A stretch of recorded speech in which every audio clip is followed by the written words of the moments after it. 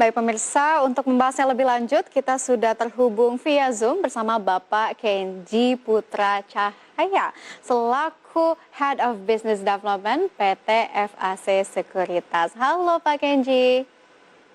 Pagi, Mbak Clara. Selamat pagi Pak Kenji. Ini memang top headline kita terkait dengan Bank Indonesia yang baru saja mempertahankan suku bunga acuan di level 3,5%.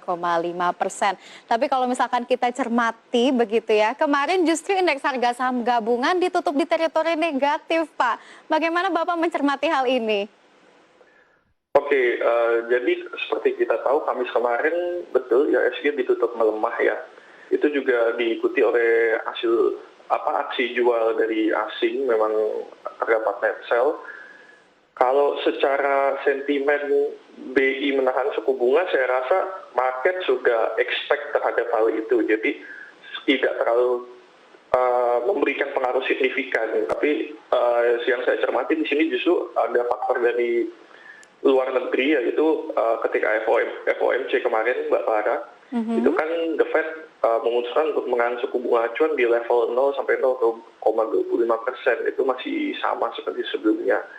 Tapi ada pengumuman yang mengejutkan nih, ini mungkin buat negara-negara berkembang sentimennya agak bikin deg-degan, dalam arti karena mau menaikkan suku bunganya lebih cepat dari perkiraan yang sebelumnya di 2024, namun di 2023, jadi dimajukan dalam sebanyak 2 kali. Saya rasa itu terus memberikan tekanan ke bursa-bursa khususnya untuk negara-negara berkembang, walaupun belum ada statement lebih lanjut terkait potensi tapering yang akan terjadi. Oke baik, tapi seperti yang kita melihat ya Pak ya, di indeks harga saham gabungan ini parkir di teritori negatif, di mana kemarin ditutup di 6.086 dengan terkoreksi 0,17% ya. Ini berarti terkoreksi sekitar 10 poin begitu Pak.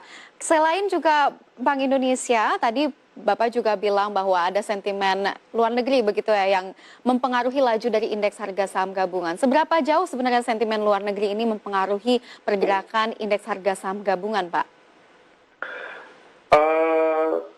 Tadi seperti yang saya sebut sebelumnya juga karena yang ditakutkan oleh negara-negara berkembang ini kan, bursa-bursa negara berkembang ini apabila terjadi tapering akibat kuantitatif easing yang dikurangi oleh The Fed ya.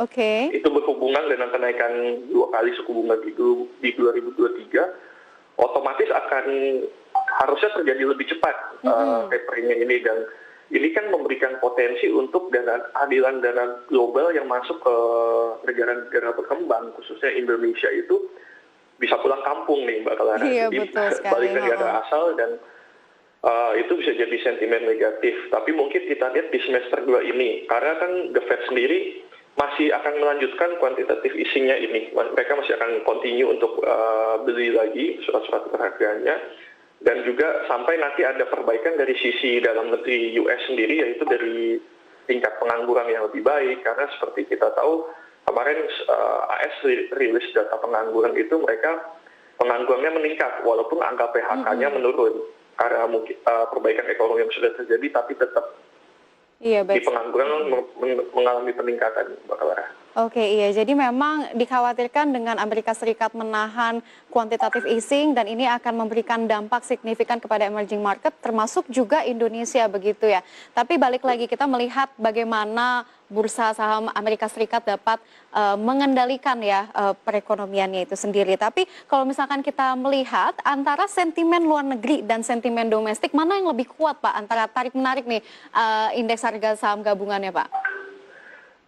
Kalau sekarang lebih ke arah domestik. Kenapa? Okay. Selain ya, kalau dari luar mungkin tadi The Fed hasil FOMC-nya, kalau dari domestik sendiri, case COVID Indonesia mengalami peningkatan nih dalam beberapa pekan kebelakang ini. Saya rasa menjadi sentimen negatif untuk pertumbuhan ekonomi nasional pada umumnya ya.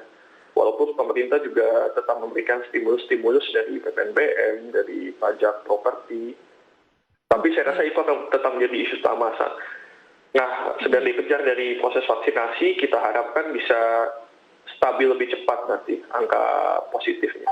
Oke, jadi di antara beberapa sentimen begitu yang mempengaruhi laju indeks harga saham gabungan antara domestik dan juga luar negeri masih didominasi oleh domestik dan masih didominasi oleh kasus COVID-19 yang seiring berjalannya waktu semakin banyak begitu ya Pak. Jadi memang menurut Bapak Kenzi tadi bisa saya ulas kembali ini terkait dengan penanganan dari COVID-19 itu sendiri dan semoga saja betul vaksinasi yang berjalan akan beriringan gitu ya dengan laju indeks harga saham gabungan dan kepercayaan investor semakin tinggi lagi di pasar saham Indonesia Pak. Tapi kalau misalkan kita melihat Pak, memang secara early weeks gitu, indeks harga saham gabungan berhasil mempertahankan di kisaran 6.000 begitu Pak. Ini merupakan level psikologis dari IHSG itu sendiri. Menurut Pak Kenji, sampai kapan indeks harga saham gabungan dapat bertahan di level psikologis 6.000 Pak? Oke, kalau menurut saya betul masih di level psikologis, masih di area 6.000. Apabila nanti terkait penanganan COVID ini juga akan membaik, saya rasa akan seiring dengan pertumbuhan ekonomi yang berjalan dan uji resistnya sih kemungkinan di 6.100. Jadi kalau memang nanti IHSG bisa kuat atau break ke 6.100, saya rasa kita bisa continue untuk persiapan semester 2 nanti, Mbak Clara. Oke, I see. Jadi untuk resistance ini berada di 6.100. Bagaimana dengan supportnya, Pak? Kalau support masih di area 6.000, kalau break kita takutkan nanti akan koreksi lagi seperti beberapa pekan ke belakang yang menyentuh di angka sekitar area 5.980. Oke, jadi untuk support masih di 6.000 dan resistance di 6.100. Kira-kira sampai kapan indeks harga saham gabungan mampu menopang dari sisi bottomnya, Pak, di 6.000? Kita harapkan ini kan sudah menjelang akhir akhir Juni nih, Mbak Clara. Kita harapkan persiapannya sih di minggu-minggu ini kebijakan-kebijakan yang ada juga bisa menopang lah.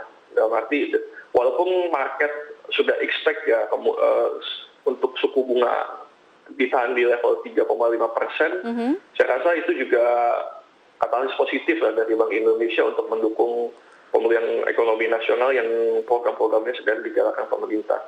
Dan juga kan secara perekonomian overall baik global pun juga membaik, dari PMI indeksnya juga oke gitu, dan juga harga-harga komoditas juga sudah mulai bangkit lah. Jadi kita harapkan bisa menopang khususnya dari komoditas.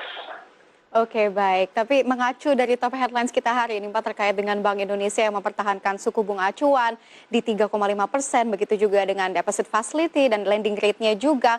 Apakah ini memberikan dampak signifikan terhadap pasar saham Indonesia? Mengingat tadi Pak Kenji juga bilang ini akan menjadi katalis positif begitu untuk indeks harga saham gabungan.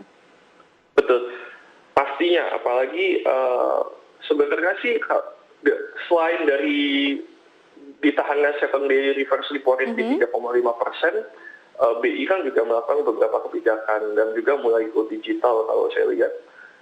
Dengan menciptakan yang kemarin itu sempat ada isu mau create-nya mata uang digital. Iya. Nah, saya rasa ini kan bisa menjadi inovasi dan sebuah penyegaran ya untuk market Indonesia sendiri. Oke, ini menarik ya terkait dengan mata uang digital yang akan dikeluarkan oleh Bank Indonesia.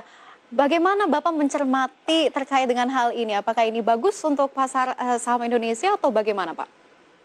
Saya rasa ini sebuah sentimen yang positif, Mbak Clara, karena seperti yang kita pahami juga beberapa waktu kebelakang kan yang lagi hype itu salah satunya selain pasar modal itu pasar kripto gitu.